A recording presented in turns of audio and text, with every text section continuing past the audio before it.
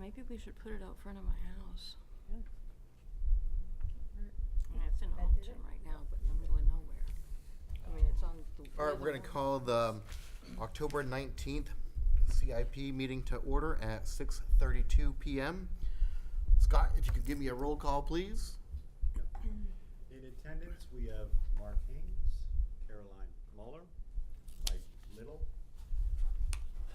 Jane LaRoche, Bob Mora, Tyler Carmichael, Michael Foote, Steve Bogert, Kathy Manisi, and myself, Scott Halchat. Perfect. All right, so I think we had the minutes from the October 5th meeting distributed via email. Did everybody have a chance to review those? I move we approve the minutes from the last meeting. It'd be the October 5th. So was it last meeting or a meeting before? Was it? On the agenda it has October 12th, but I think it's actually the October Yes, it should have, 5th. I'm sorry, it's the 5th. Yeah, So, because she did send them out. yeah, should be a motion to approve the October 5th minutes. Right. Second. I got a second. All in favor? We voted the affirmative. All right, for department presentations, They've changed the order. okay, that's fine. Fire department's going first?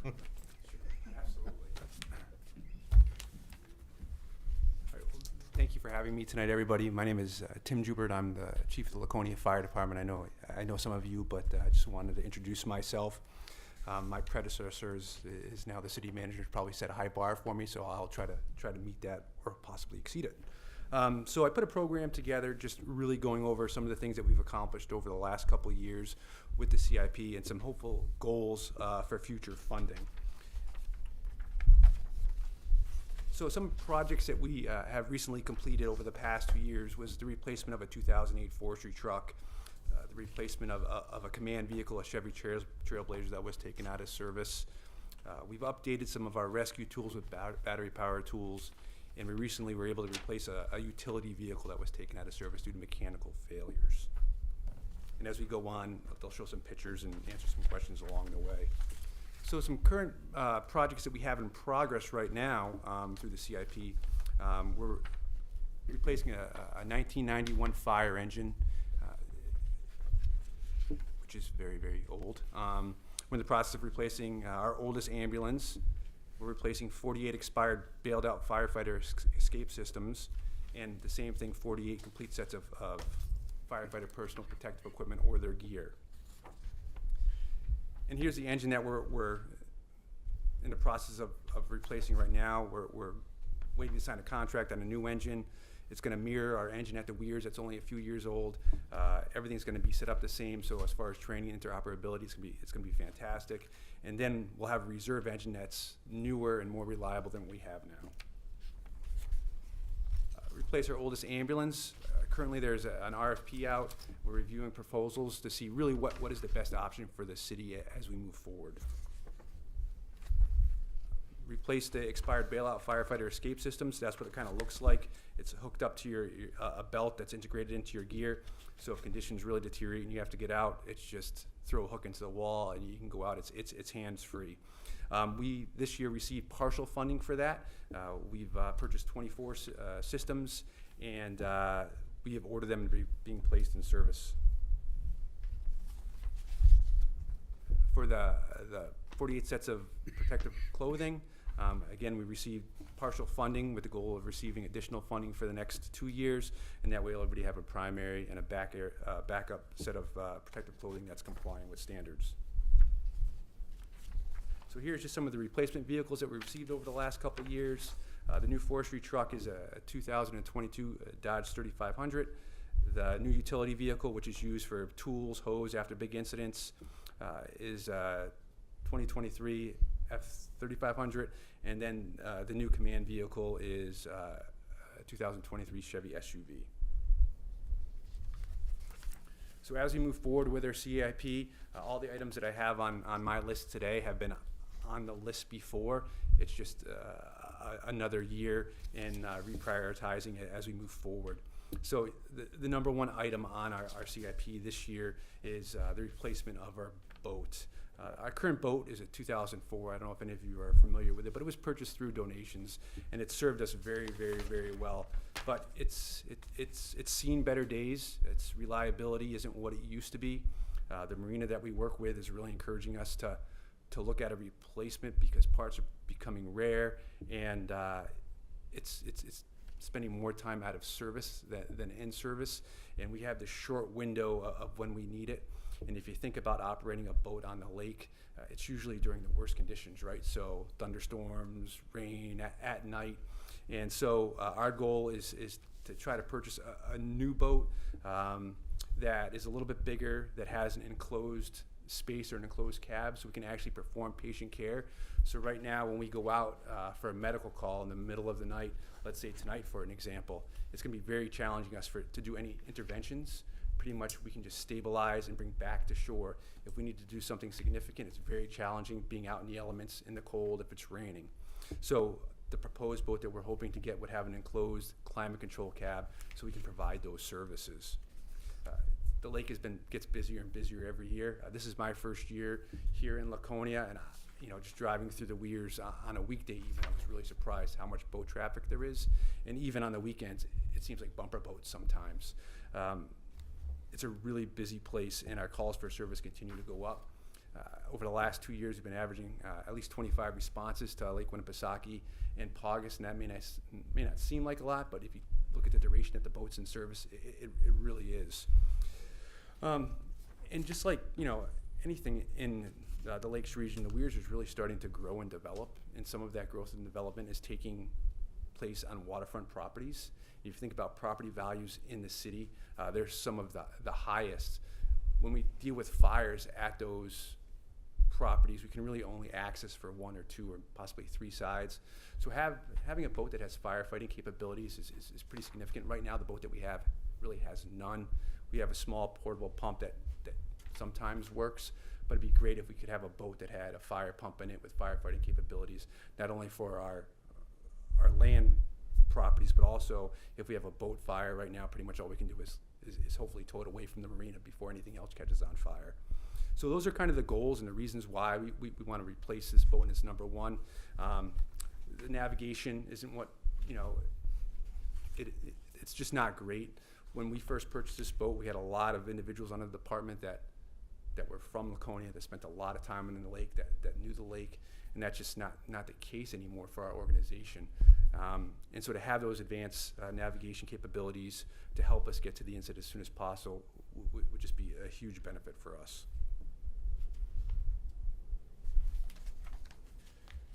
So number 2 is the replacement of our 1998 ladder truck. Again, this is an older vehicle.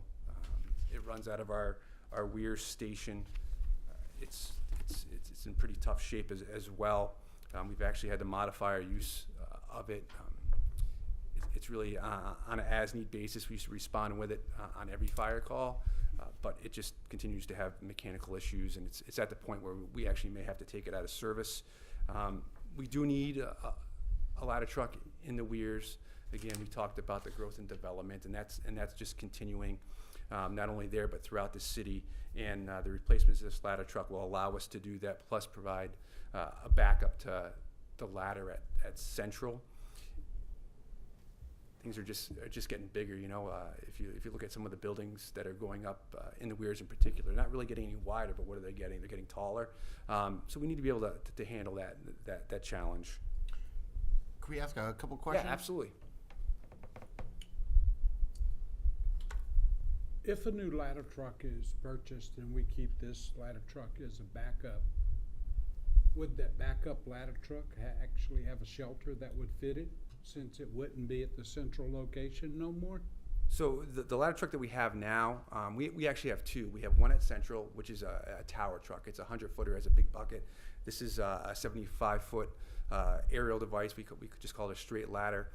The one that we'd have to replace it with would be a 75-footer due to the restriction of the Weirs station. It has to fit in that station. And if we were to replace this, we would probably just get rid of this ladder truck just due to the condition that it is. It doesn't have much value, and it's not really reliable. Okay. Go ahead, sir. Awesome. The next one is the replacement of our rescue vehicle. This is a repurposed ambulance. It's a 1995. Again, it's had a great run, a great life, but it's aging out. It's got mechanical issues. We use this really for our technical rescues.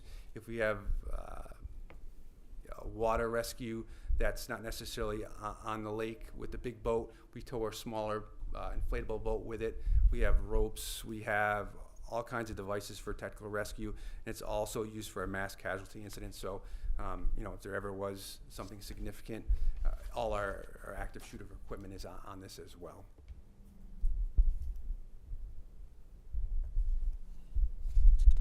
This request is actually something for our central station. When it was built, there was a exterior access to our training room, or we call it our community room, and coming in from the back side of that building, it's actually a below-grade entrance. And one of the issues that we run into consistently is that into wintertime, with rain and snow, it kind of freezes. It has one drain, but that drain just becomes overwhelmed, and it just builds up, and it makes it very challenging to chip it away and get that door open and closed. It's an egress, an emergency exit, and then when it does get a little bit warmer, all the water kind of runs into that community room. So this has been an ongoing issue that we've been dealing with since the station's been built.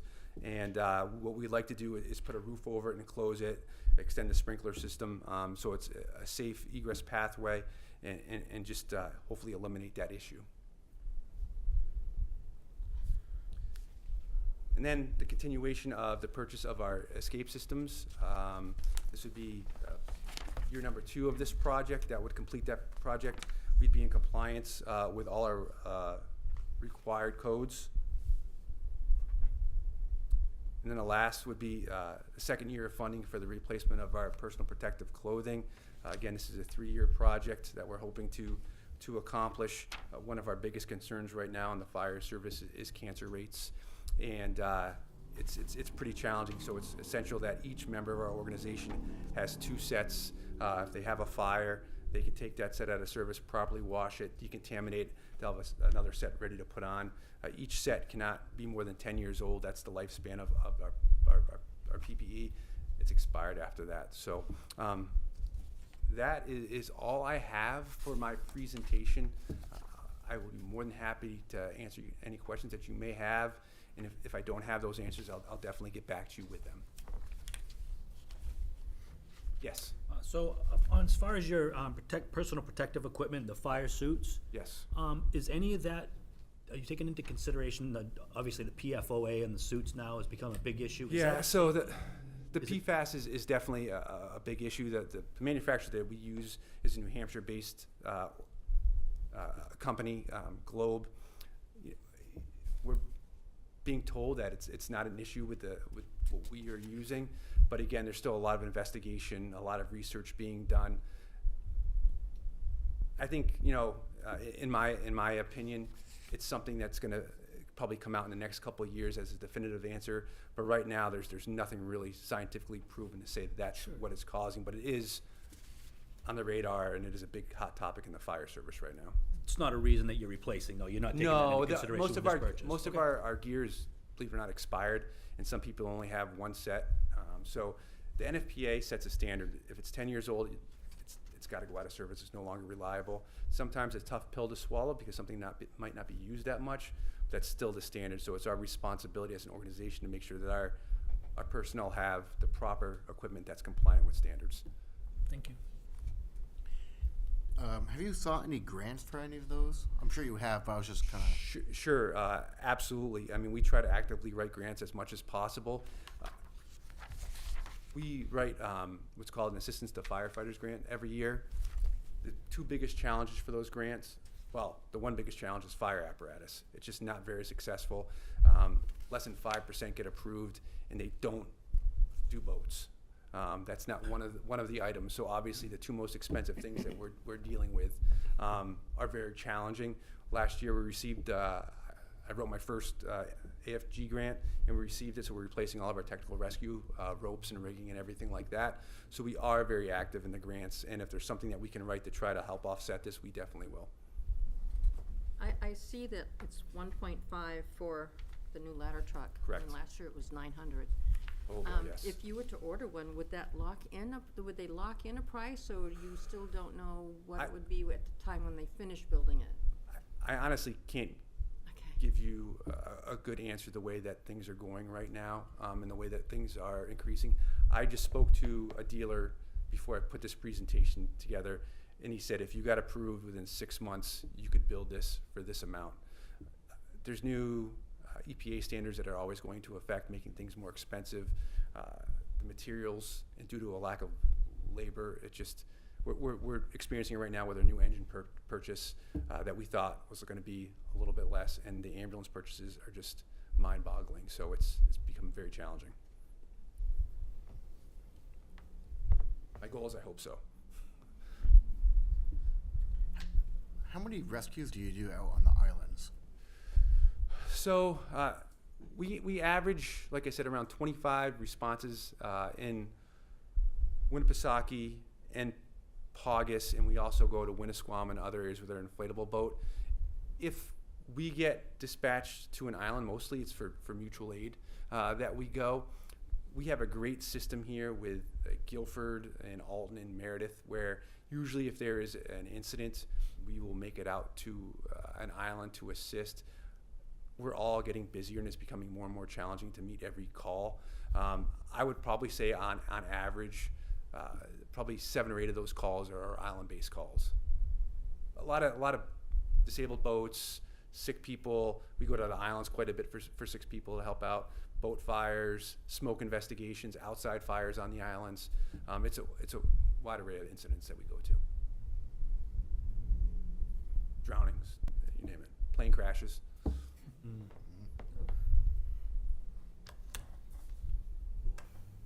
Yes. Is for the old boat, are you planning on decommissioning that as well, or are you gonna try to keep that on? It's a discussion that we're having. I don't know how much value it would potentially have in trade-in. If Okay. that might be something that we're looking at. Originally, it was discussed about having it on Paugus. Right now, we don't have a boat on Paugus. We just have our current boat. If this boat is becoming unreliable and becoming, not really cost-effective to use, I'm personally leaning towards just having the one boat. Okay, thank you. Anybody else? Any questions? Now, I personally have gotten to witness a boat catching on fire next to the Weirs Pier and waiting for the response for everyone to come out. Your boat that you propose will have a staunch pump and Yes. foam or The- water delivery system. The committee has put together a great spec for our boat, and it's going to be just like a fire engine, but in the water. It will have that capability. It can flow thousands of gallons of water. It'll have a big intake. We'll be able to have multiple discharges with deck guns. So we should be able to supply 1,500 gallons a minute of water on something. And with that new boat, will you be able to take people on board that need help? 'Cause Yes. right now, it doesn't look like you have a lot of space on the current boat. Nope, the new boat would be a little bit bigger. The committee's looking at, I think the current boat's 20 feet long. We're looking at 28 to 30 foot. It'll have that enclosed cabin that'll be climate controlled, that we'll be able to get a stretcher in and out. Okay. So the transition from like the boat to the dock to the ambulance will be a lot smoother. And like I said, it's very tough, even in that enclosed cabin, to do some interventions. But when you're outside in the elements, and again, we're out there usually when it's the worst time, to have that protection to be able to do those things is going to be huge as far as treating patients. Is the space, the space where you have your current boat would allow for a 30 or 20 to 30 foot boat? That the committee has said yes. They've been working on it for a year, putting some information together for me. Mr. Chair. Chief, are you talking about, when you say replacement vehicles, are we mostly diesels? For the fire apparatus, yes. Okay. Yes. Are you, the EPA has new restrictions, right? Okay. Yes. So you've looked into that? Yes. Yeah, okay. Thank you, Mr. Chair.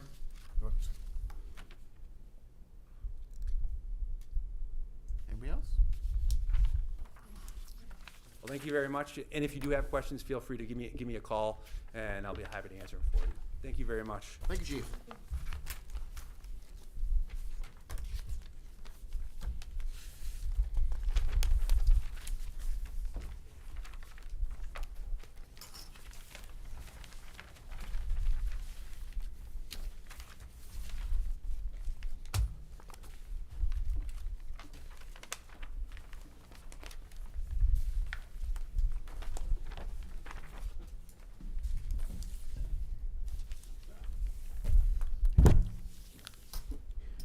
What's that? You are all set, sir. Right. So I'm Ben Crawford, Superintendent with the Water Department. I know some of you I've presented to before, others are new faces, so I'm gonna do the introduction of myself and then just kind of give a quick rundown for how our finances work as well, which is a little different than most others. So Water Department's an enterprise fund, meaning that all of our purchases, capital or O&M budget every day is through water revenues. So what we pull in for from our water rates, that's what we use to fund everything. So we're not coming before the council or CIP to ask for any tax money or anything under the tax cap. Just to preface all that, so when I go through this, kind of keep that in mind, because it came up last year, is kind of how we prioritize our things. So we do it, it's almost a little different. We have two sections of projects, which are basically the water mains we're replacing in the roads, and then we have the second page is purchases, which are more of the vehicles and the one-time costs like that. So it's not necessarily a 1 through 30. It's the projects in order and then the purchases in order. So, and what I'll do, I'll entertain questions as we go. Feel free to jump in, or we can hold them to the end, whichever. I will go through the projects first and then kind of highlight the purchases, which some of them are year over year, so they're pretty standard as we go through. So as far as the projects, we base these on a few different things. One being Public Works schedule. We work very closely with them. If they're gonna repair a road, depending on what they're doing to it, if they're just doing a very light shim of the road, we're not gonna look as far into replacing pipes versus if they're doing a full-scale replacement of a road and hogging out 2 feet of material, we're gonna wanna get in there and replace any pipes that may be even somewhat questionable. And then we also have, if we come up with a year where we don't have anything that's in the Public Works schedule, we'll probably just go out and do something on our own and bite the bullet on the pavement cost. But we then focus on more problematic streets of our own or ones that are the oldest ones in the system. So you'll see here that we have some that are either problematic or old, some of them pushing 100 years old, which is well beyond the expected lifespan there. 80 is kind of the going rate, 100 is the best case, and sometimes they'll go at 30, 40, or 50. So it's kind of up in the air. The first one, I will say, has already changed since we put this together in September. So we had Union Avenue was going to be a big one. That is still on Public Works radar, but it's farther out to the 27, 28 range. So we're basically just going to move that to the end, and we'll fill in with other ones, which that Woodland Butler, the second one down, that's one that I'm talking about that we would do in-house, not related to Public Works, but if you look at the date of the pipe, it's only 600 feet, but it's from 1915. So we're 108 years there, 109 by the time we get to it. So that one's due to be replaced.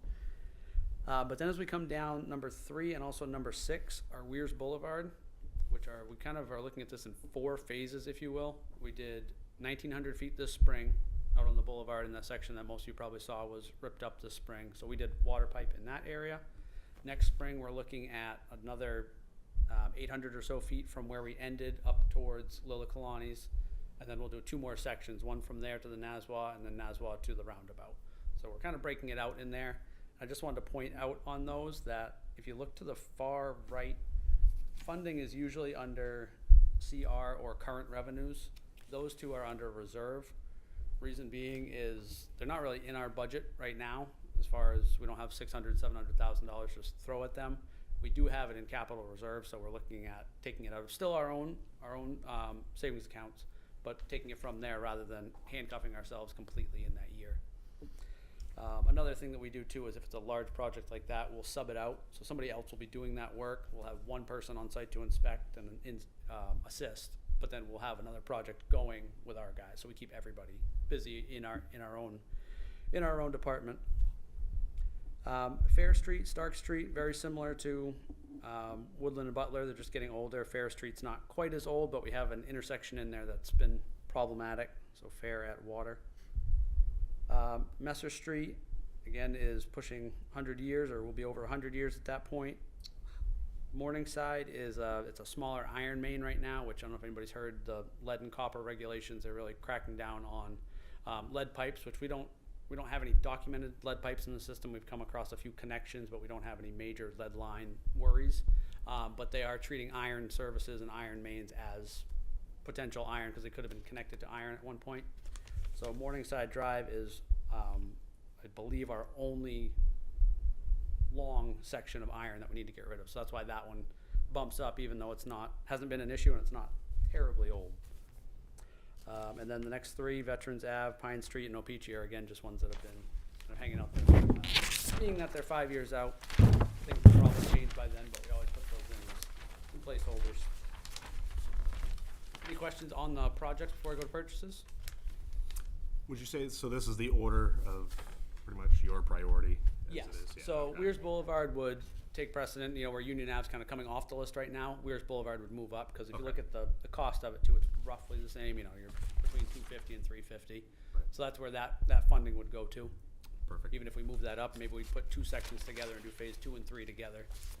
Less impact on the boulevard too, because we all know that's an issue when you start getting out there, especially you're shortened to a time window in the spring or the fall. Perfect, thank you. Yep. Now, do you work with DPW to make sure that it's done before paving and not after paving Yes. on their projects? Yes, so it's, nobody likes to have that problem. We've had a few breaks on Winter Street. That was a fairly recently paved road, and within 5 years, we were digging 2 water breaks on it. It's not a good look for anybody, Public Works, water specifically, because we're out there putting a The hole in breaks the road. came out. Yeah, so This is fine. we work closely with them, find out what they're working on, and like I said, Union Avenue, we kind of planned on that, it dropped off. Keep going with them, and if we pick up another street, we'll stay with that.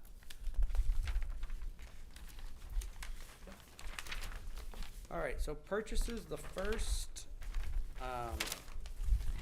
12 through 17 are all ones that you'll see are more or less carried over year to year. So I'll just give kind of a brief description on those. Pump replacement, we have many pump stations around the city. So that's just kind of a general fund in there that if we have a smaller pump go down, we'll take it out of there. If we have larger pumps, those are usually planned for. We have a few that are over $100,000 a piece, so those ones would be separate. This is more of a kind of a maintenance item. Distribution system upgrades is if we're adding any gate valves or hydrants into the system. So again, not a specific location, but if something gets hit and we want to upgrade it with a hydrant at the end or a gate valve in an intersection, that would come out of there. Meter reading, this is the MXU, which is the radio read box that not everyone has currently, so that's what allows us to read remotely. There's still some that we may have to go in and read the meter or have them send us a card. So that's to keep that program flowing so that it makes it much easier to read and time savings and cost savings on our end. Now meter upgrade, this is one that's always been in there, but we're bumping that number up considerably. It used to be around 20,000, we're up to 50 now. Reason being is we have a lot of brass meters still out in the system, which are, you can no longer get parts for them, you cannot refurbish them. So if we take them out and test them on the bench and they run within the 97 to 103%, you can put them back in service. If they do not, they're out of service and we have to replace it, meaning that we have to put a close to $200 meter in place. So we're trying to get ahead of that and also have enough on the shelf to do that so we're not fumbling around, because we had previously been able to go and buy parts down in Concord and say we get 3 meters that are junk and we can make 2 good ones out of the 3. Now we're down to 1 or none. So we're starting to fall off the rotation. Computers and software is general updates as we go through with updating Windows or updating new computers, just general software updates and computers. And SCADA is similar to that. SCADA is our system that keeps track of all of our satellite stations, the plant, everything is run through radio frequency, so it can be run remotely if necessary. SCADA is the system that controls all of that, monitors all that. So again, it's just kind of similar to the computers and software, but a separate kind of line item for it, that if we put money towards a SCADA system, it comes out of that one as well. But those are the same idea. They're getting antiquated year after year. We have to keep updating those. Then the rest of them are a little more specific, so I'll be pretty brief in them just so I don't bog you guys down with it, but feel free to jump in on any of them or get to me at the end of them. The treatment plant upgrades. Treatment plant was built in 1989, so there's some things that are now coming to be that 30 plus year range. one being the roof. Roof is having some issues with leaks, so that's gonna be a big cost. And along with that is the insulation inside. It's very light. It's not a heavy insulation, so to heat that building is quite costly. We have upgraded the HVAC system in the last couple of years. You'll see farther down, we have a couple other things to help out with the heating and cooling of the place. But to, obviously seal the building in is gonna be very helpful in that energy savings. The wet well rehab, that was one of our highest priorities last year when we sat down at the CIP here. The wet well is the lone well that's down on Union Avenue. That's where all the water that we treat comes in. So it comes in through the lake, through two pipes into one wet well. We then pump from there up to the treatment plant. It's just a concrete cinder block well. It's nothing fancy. But as you can imagine, concrete over time deteriorates, and there's some things that need to be done to basically reface it and repair it to get some more use out of it. The reason I carried it over and added more funds to it, to do that, we have to take our pumps offline. So we basically have to circumvent our pumping station. So we have to rent a skid pump station, place it on the driveway, and basically pump back into our line. So there's more costs involved in that by renting the pump, and also we have to install a connection point so that we can get enough water back into the pipe up the hill. Because currently we have a hydrant right there that we can pump into, but it's just not enough flow to get water back through. Briarcrest, that's one of our satellite tanks and stations. That's just a general cleanup. Everything's growing in around the fence. We're just trying to cut that back. The next one, Endicott tank, TTHM, ventilation, aeration, and you'll see this repeated at different locations as we go down the list. TTHM is total trihallomethanes, which is a carcinogen. It's a byproduct of the treatment process of water. So when you add chlorine, it reacts with the organics in the water. Over time, it creates these carcinogens, which I know it sounds terrifying to say that that's in the water, but it's one of those things that's regulated federally, and you have to keep it under a certain limit. We have them in our water. We've never been close to exceeding the limit, but we're trying to take a proactive approach of removing them from the water so that, first off, it's healthier for the consumers, but also, as everything that we've seen in the past, they lower the regulations on things. It's at 80 parts per million now. Eventually it's going to be 60 and then 40 because they're going to bring it lower and lower. So we're just trying to get ahead of the game there. It's a 3-step process. You put a mixer in the tanks to mix the water so that everything is stirred around. Then the ventilation gets those TTHMs and the byproducts into the dead space above the water, and then the aeration takes it out. So then it just goes back out into the atmosphere, but it's out of the water. So it is a 3-step. Almost all of our tanks currently have mixers. We are putting 2 more in this year that we're in now, but this will get ventilation, aeration, and everything.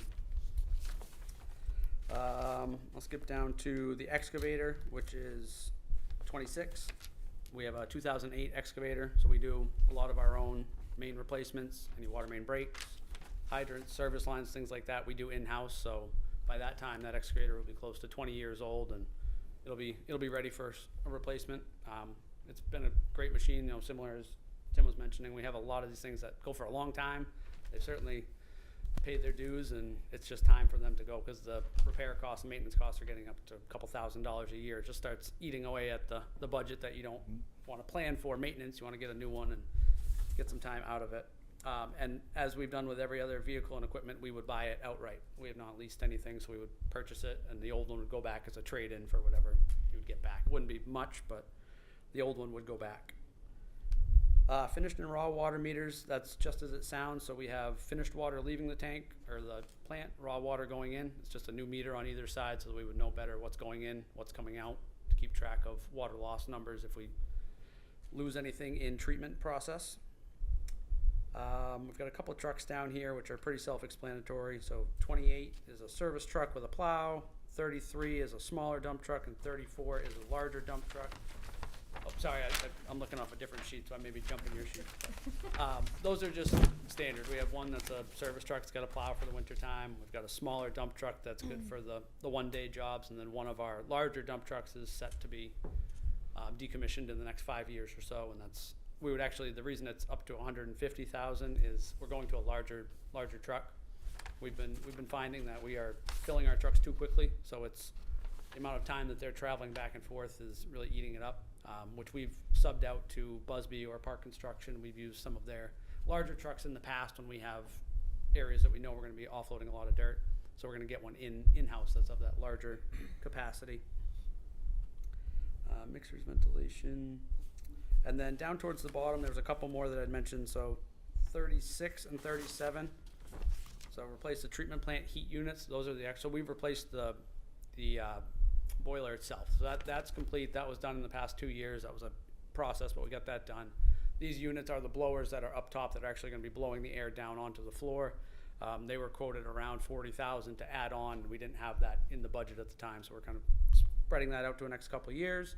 And then ceiling fans, just as they sound, there's gonna be giant ceiling fans up there that's gonna take that warm air and bring it down to the floor, because there's a lot of dead space, and if anybody's been in the plant, there's actually a set of stairs you can walk up and it'll change 15 degrees by the time you get to the top of the stairs, just because of the way hot air and cold air move.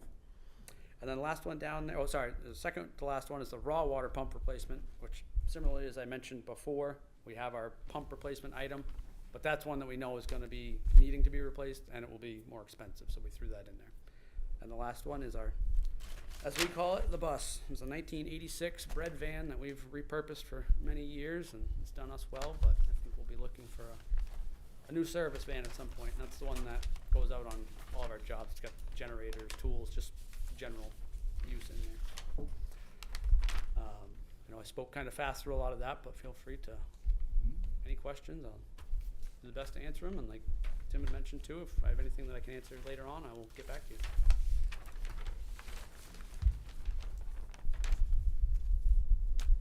Anything? Nothing for me. Cool. Thank you, it was an outstanding Great job, briefing. All right, It was so detailed that we had any questions. perfect. I'll see you in a year. Thank you. I was surprised you didn't have anything urgent. Well, the good thing is, and like I've mentioned, I'm kind of playing off, I did another presentation earlier today at an expo, and part of it was being proactive. So we try to keep that mentality here that if things we know are gonna be having issues in the future, we don't let them get to the point of, like the excavator. It's not falling apart, but if we let it go 5 years instead of 3 years, 2 or 3 years, you may get to that point. Same with the roads. We're looking at these pipes that, 100 years old is got to be replaced. That's just, you're asking for it by leaving it in the ground. But then something like Weirs Boulevard, where it's only 60 years old, but in the past 15 years, we've been out there 10 or 12 times on breaks.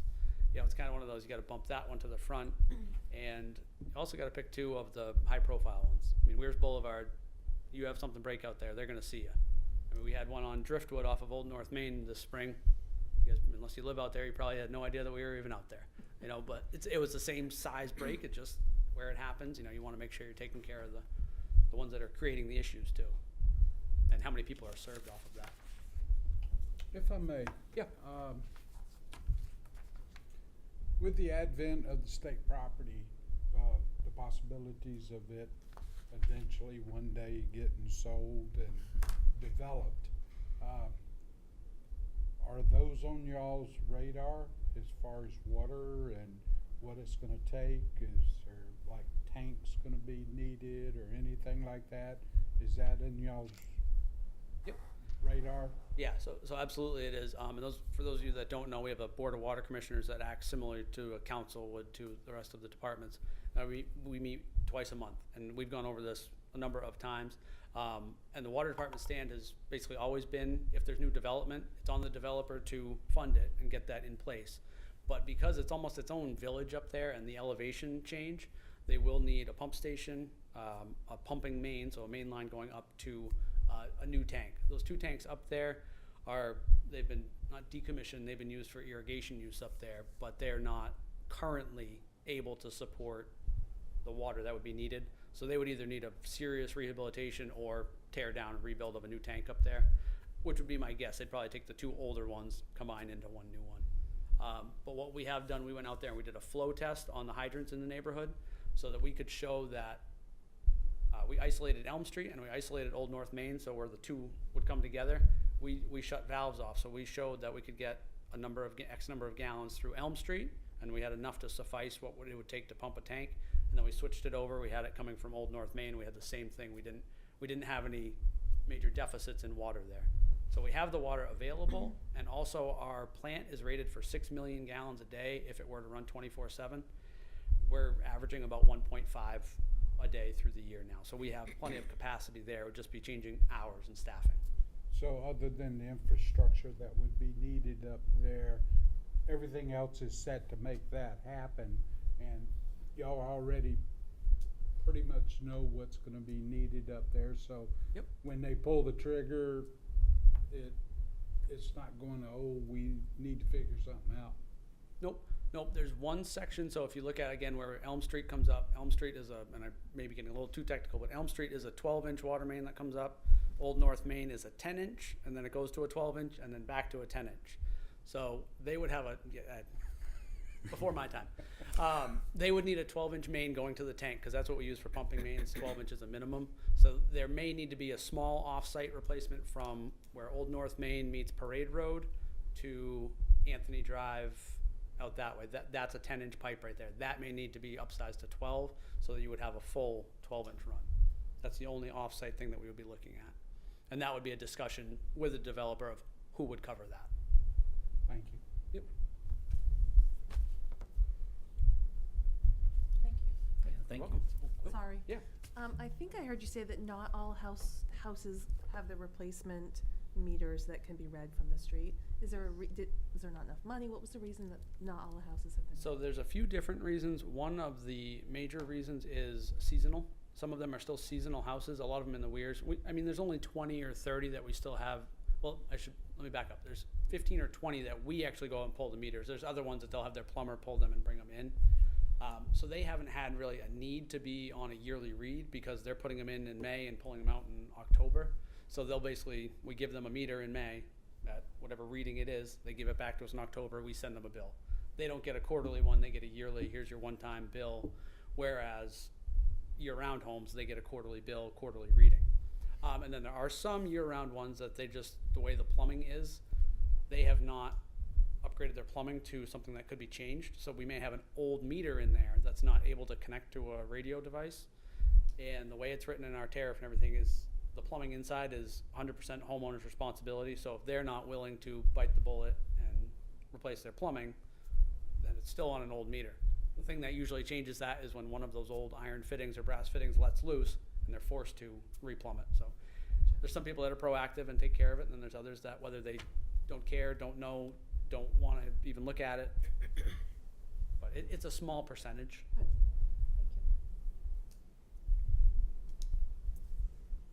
Anyone? Anything else? No. All right. Thank you, guys. Thank you, sir. Thank you.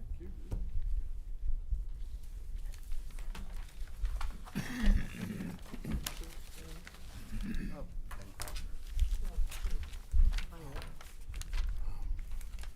what the chief's name was? The fire department. Or it's Joudr. Thank you.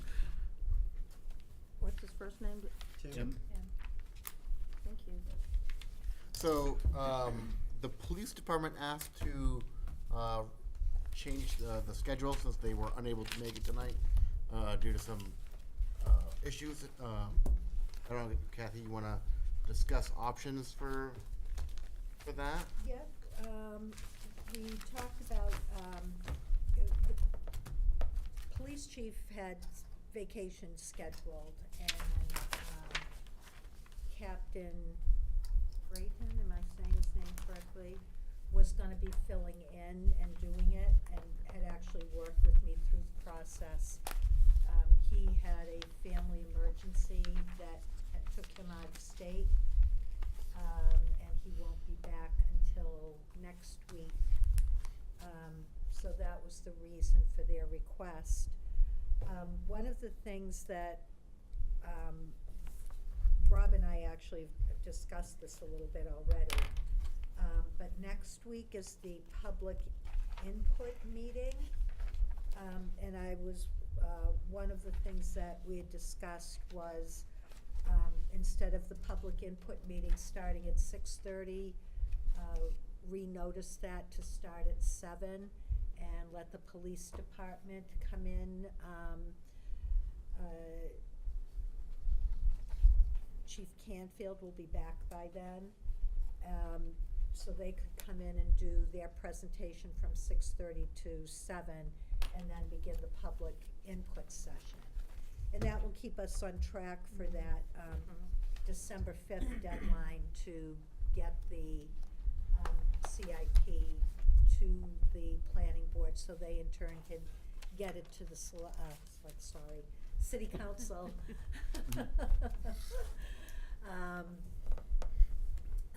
In time for the budget process.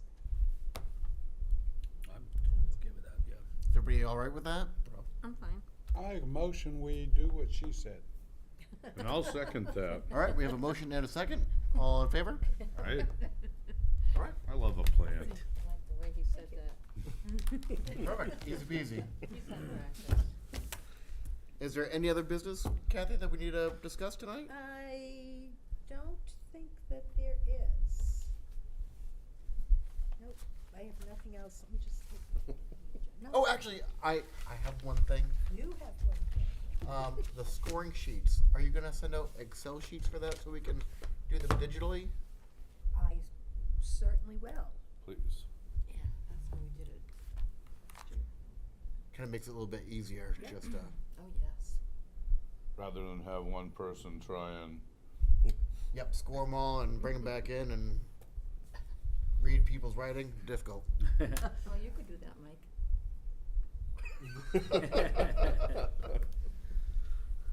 Sir. Motion to adjourn? I'll second. All right, all in favor? right? Thank you all. And so be. Okay. Until next week. Till next week. At 6:30. Perfect time.